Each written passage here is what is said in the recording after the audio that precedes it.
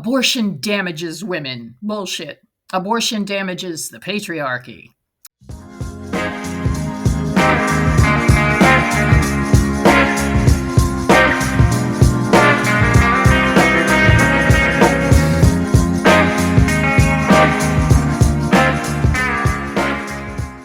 What's up, guys? It's Devin Harrington, the average Gen Xer, and welcome back to my channel, where today we are talking about something called financial abortion. If you follow my channel at all, you'll know that I do a lot of content on child-free women, and on a recent video, I got a comment from a guy. Always great to get a man's opinion on the stuff I talk about.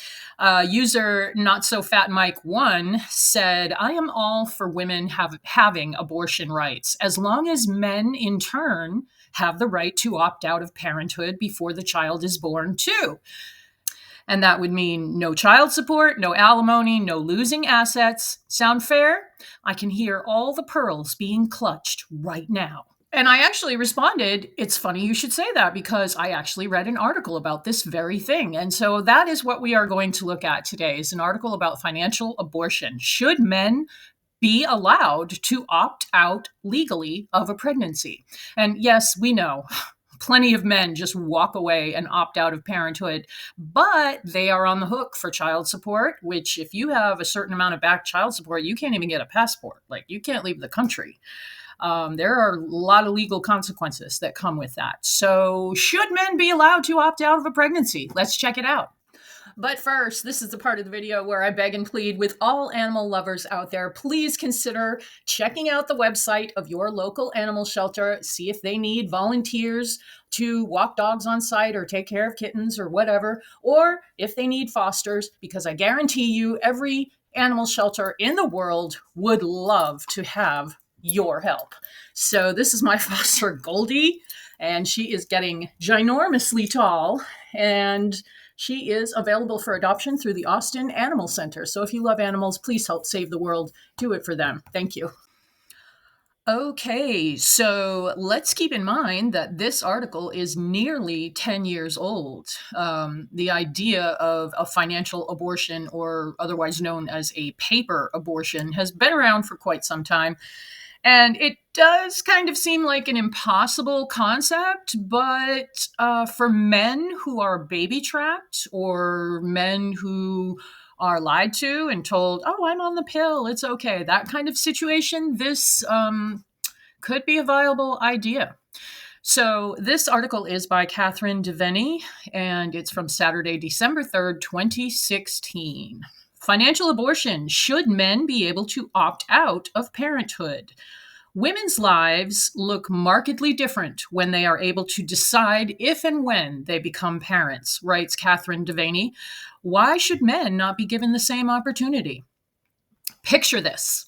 A couple has been dating for a few months, having a great time, drinking, talking, shagging, and wandering through each other's worlds. This is written by an Australian writer for an Australian paper.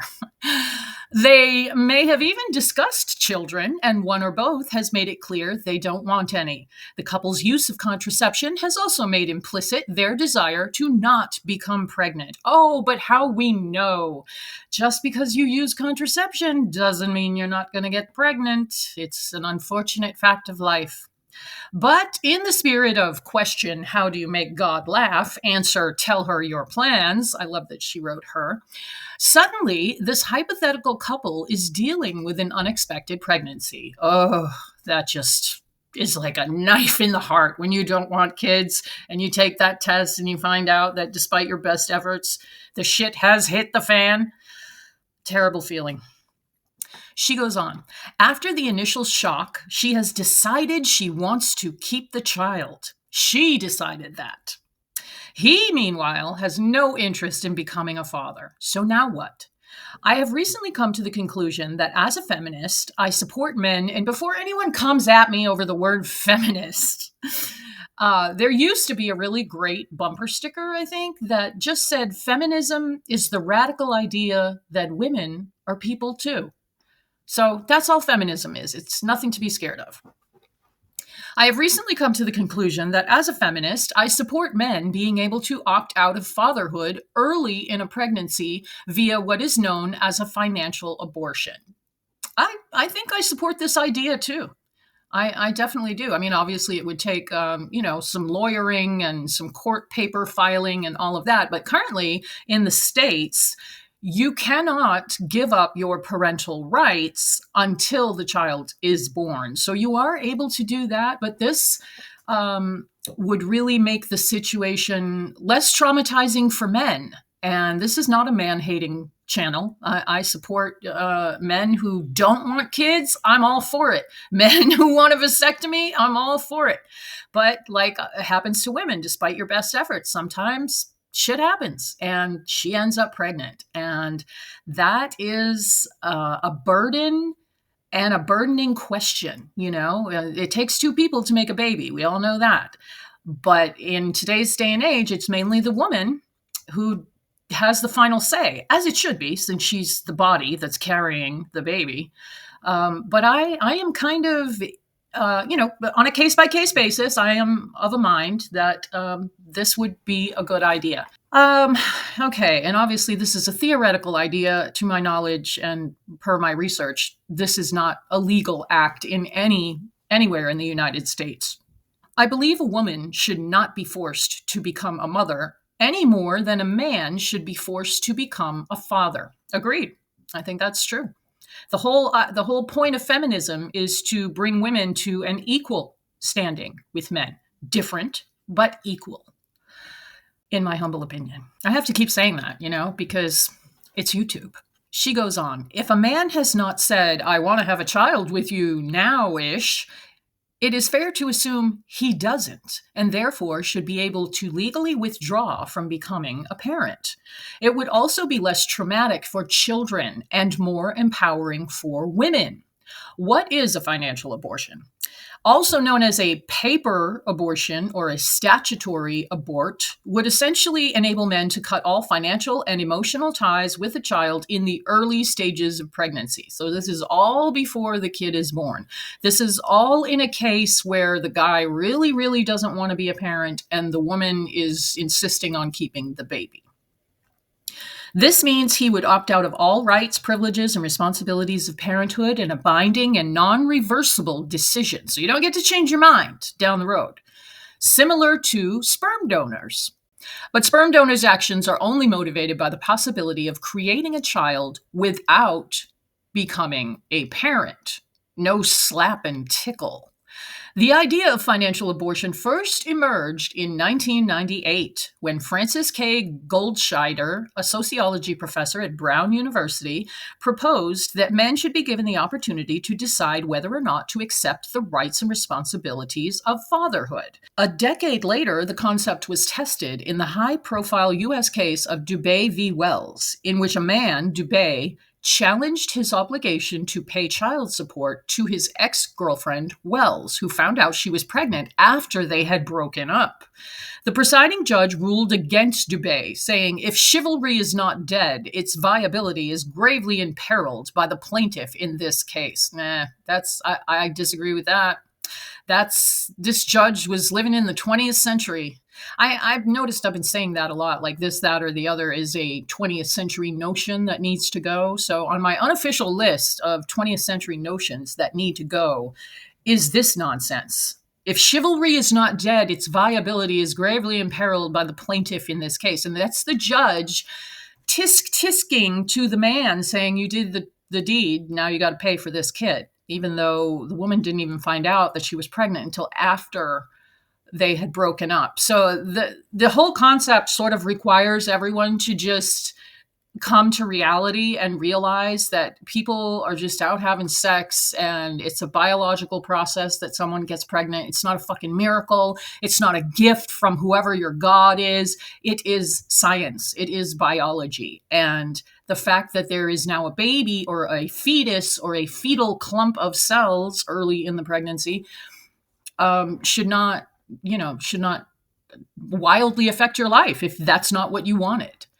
And this is a hot topic. I mean, this is like a touchy subject. So I'm sure I'm going to get some hate over this. But I'm for this idea in certain cases. Obviously, like I said, case by case basis, a judge would decide. As Mel Feit, director of the National Center for Men in the US, said at the time, women now have control of their lives after an unplanned conception. Well, this is a 10-year-old article, so if you're in the States, that's not necessarily the case anymore, but I digress. But men are routinely forced to give up control, forced to be financially responsible for choices only women are permitted to make, and forced to relinquish reproductive choice. And yet, there are currently no laws anywhere in the world that enshrine a man's right to opt out of parenthood. So apparently, no country has this as a law yet. Yet.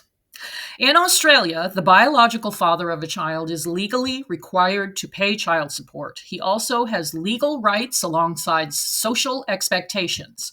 A right-wing Swedish group recently campaigned unsuccessfully to allow men to legally abort an unborn child until the 18th week of pregnancy. So you got some time to think about it. I mean, that's fair. And it's likely the issue will receive a lot more attention in the near future. The litmus test for financial abortion. Of course, there are lots of details to pin down. How far into the pregnancy should men be able to opt out of parenthood? Yeah, that would have to be a hard and fast law for sure. How would they go about proving it was clear they didn't want to have a child? Could the child access information about their biological father? And if so, when? There are many ways technology could assist in proving before conception that a man has no desire to become a father. Yeah, there's going to be a lot of cell phone videos of saying, okay, we about to get it on, but I do not want to be a daddy. Technology allows us to sign an online petition, enroll to vote, or register to be an organ donor. Surely it could just as easily allow men to list themselves on a no kids yet register. Makes logical sense to me. She goes on, a topic like this also raises anecdotes about women lying about their contraception in order to trap men into having babies, and of men who agree to having children and then abandon them. But these what ifs muddy the discussion. In order to fully engage with the concept, let's assume abortion is safe, affordable, and accessible, and the intention of the couple not to get pregnant is mutually understood. Then the litmus test is simple. Is it fair for people to be forced to become parents against their wishes? Absolutely not. It is not fair. There have always been humans who didn't want to have to deal with children. I mean, no doubt there have always been women who didn't want to have to deal with labor and delivery and possible death. If it's not fair for a woman to be forced to bear a child or have an abortion, it follows it's not fair for a man to be forced to become a parent. Less traumatic for children, more empowering for women. Some will argue men frequently opt out of parenting anyway. Yeah, I mean, it's historically much easier for a man to just walk out. And even today, the majority of custody battles, the primary custody does go to the woman. I think that's just the way society has always behaved. I know my dad, when I was 4, my parents got divorced and my dad tried to get custody of me, and he was basically laughed out of court because of that, because back in the 70s, that was almost unheard of. But if there was an opportunity for men to opt out blame-free of fatherhood earlier, there may be fewer cases of men abandoning their children later in life. Surely it would be less traumatic and disruptive for the child if its father opts out early in a pregnancy than if he abandons the child and its mother after it's born. Opting out of fatherhood sooner makes it clear it's not the particular child he's rejecting, but fatherhood itself. That's a good distinction. The transparency of financial abortion would also empower women, as they'd be fully aware of the responsibility they'd be taking on. A woman who chooses to continue a pregnancy from which a man has opted out would do so under no illusions and be answerable to no one. Yeah, that's fair. Everybody gets to make their own decisions. Nobody gets to force anyone else to be burdened by children if they don't want to. It should also be noted that two parents do not guarantee a safe, loving environment for a child, particularly if one or both are unwilling. Plenty of kids with two parents are raised in poverty. Plenty of kids with one parent are raised comfortably. Plenty of poor kids are raised in happy families, while plenty of well-off kids are raised by parents who don't love or care for them. So this would be fair across the entire socioeconomic spectrum. I mean, if you are a guy who is broke as a joke and doesn't have a job, and you obviously can't even take care of yourself, never mind take care of a woman and a baby, then it's probably smart that you opt out. Then you make your intentions clear and you save all that trouble of the woman just talking shit about you, and women love to complain to the children about what pieces of shit their fathers were or are. I mean, my mom did that to me, and it never goes well. Don't ever rag on your ex to your kids. The kids have nothing to do with it. Okay, I'm getting off track. One of the more common cases against it is the notion that by having sex, you are taking a risk, and therefore you must pay the price if you get pregnant. But haven't we moved past the thinking that people should be punished simply for engaging in pleasure? Oh my God. Do we really want our children to be conceived by force? Yeah, look how well that's gone in the entire history of humankind. I believe every baby should be wanted. Amen. And every parent should be willing. Amen. Amen. When we consent to having sex, we do not automatically consent to becoming a parent. Nice. Another nice distinction. If, when a cis male and a cis female have vaginal sex, their contraception fails, it doesn't mean both people have to become parents. The options are abortion, adoption, parenting together, or solo parenting. Aren't men obligated to provide for women? Another problematic argument leveled against financial abortion is that a woman's decision to have a child should never be questioned. There is an unspoken assumption that a woman has no responsibility to consider the practicality or financial viability of having a child because it's the man's job to provide for his family. Okay. Speaking of 20th century notions that have no place in today's world, no. You decide to have a baby, it's on you. It is on you. You cannot count on any man to take care of you. This is the 21st century. We want equality between women and men, and so we should all have the same rights. But this kind of thinking is founded in oppressive heteronormative values and belongs in the 1950s. See? The word responsible comes up whenever fatherhood does. The idea that men should step up and do the right thing and support their own flesh and blood. But surely the best thing for men to do is to be honest up front if they don't wholeheartedly want to become a father. Yeah, stop with the toxic bullshit, the masculinity where you're a real man, so you can't wrap it up. You got to be raw dogging all the time because you a man. You got to spread your seed. You're a fucking idiot if you do that. A fucking stupid idiot. Got to be honest at every hookup, whether it's relationship or one night stand. Just always have that conversation, no matter how fucked up you are.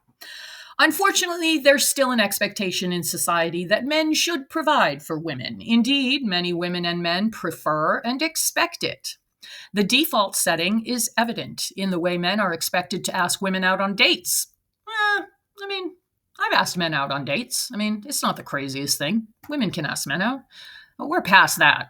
The common practice of women taking their husband's surname, that's not even a requirement anymore. I have friends that are married and they don't use their husband's last name. They are their own person. Feminism. And the fact that women do most of the unpaid childcare and domestic labor in the home, while men are expected to earn most of the family's income. But nowadays, in the 21st century, we have almost normalized the fact that a lot of men just get with a chick and the sex is good and they hang around and they move in and they don't have a job and they sit around and smoke weed all day and play video games. It's endless posts about that very situation on many forums. And that's not okay. That men do not get to do. You want to bring another person into the world, you got to support them. Abortion damages women. Bullshit. Abortion damages the patriarchy. Also worrying in the debate about financial abortion is the conviction that abortion itself is scarring and emotionally traumatic procedure for women. It's healthcare, okay? It's healthcare. And parenting a child is always the better alternative. Nonsense. 20th century notion needs to go. But that's not necessarily true. Like many Australian women, I have had an abortion. It's one of the safest and most commonly performed medical procedures in the country. And although the decision to have one is difficult for some, for many it's not. It wasn't difficult for me. I never wanted to be pregnant. I've been pregnant 3 times, despite my best efforts to not get pregnant. And all 3 times, as soon as I found out, I knew exactly what had to be done, because I never wanted kids. And thank God I was born in a time and a place where I was able to make that decision for myself. Having children is usually, but not always, hard. And it's even harder on your own. Society needs to stop infantilizing women. Women are responsible for their choices and actions. Yeah, infantilizing women is a good way of putting it. That's why any 19, 20, 21, 22-year-old man can go to his doctor and say, I want a vasectomy today, and he gets to have it. And any woman of the same age who says, I want to have my tubes tied, I want, a bisal, whatever it is called these days, she gets told, you'll change your mind when you're older. Or what if your future husband wants kids? I can't believe that's fucking 20th century nonsense if I ever heard it. Like this woman is saying who wrote this article. Women know their own mind. Women are responsible for their own choices and actions, and they can choose to not have kids if they want. They can choose to have an abortion, opt out, or solo parent on their own. A pregnancy is not a magical blessing. It's a biological consequence. God, I love this woman. I have to find out if she's written more stuff. If a woman chooses to continue with a pregnancy, she should be able to without having to rely on the biological father for financial and or emotional support. Yeah. And that speaks to this idea that, oops, I got pregnant because we met at a bar and went home and had a grand old time. But now both our lives are ruined because she's pregnant and she doesn't believe in abortion, or she's afraid she's going to be scarred for life if she terminates a pregnancy. And now 2 lives are ruined. No, 3 lives are ruined because now there's going to be a baby born to people who are not prepared, who don't give a shit, who barely know each other. I mean, there is like a million reasons why this is a good idea. Nothing in life is risk-free. Legislating financial abortion, along with requiring that reproductive choices are made clear on the public record, would likely encourage people to be even more careful with contraception. Yes. Have frank discussions about parenthood earlier. Yes. Earlier in the piece. And if and when women decide to have a child, they'd have more realistic expectations of what they are in for. Of course, nothing is risk-free. There are consequences for everything, but we need to start challenging moralistic ideas about the blessing of conception. Yeah, I would say it's it's religious ideas. Children are a blessing. No, children are a biological consequence of sex between 2 people who are both fertile at the same time. And be more practical about how it actually affects people's lives. My life is so different to the generations of women before me because I had the opportunity to decide when I became a mother, with who, and how many children to have. I would like everyone, male or female, to have the same opportunity. Well, that's what I have for you today, guys. Please do let me know your thoughts down in the comments. What do you think of this idea? I mean, I suppose every wild idea or seemingly wild idea has seemed ridiculous and impossible at one time.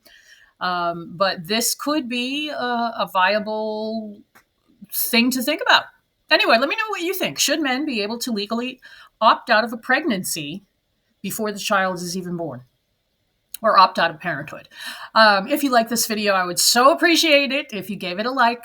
Please subscribe to the channel if you aren't already. And I so appreciate everyone who has gotten us to almost 2,600 subscribers right now for this little bitty channel. Thank you so, so much. And I will see you guys in the next video.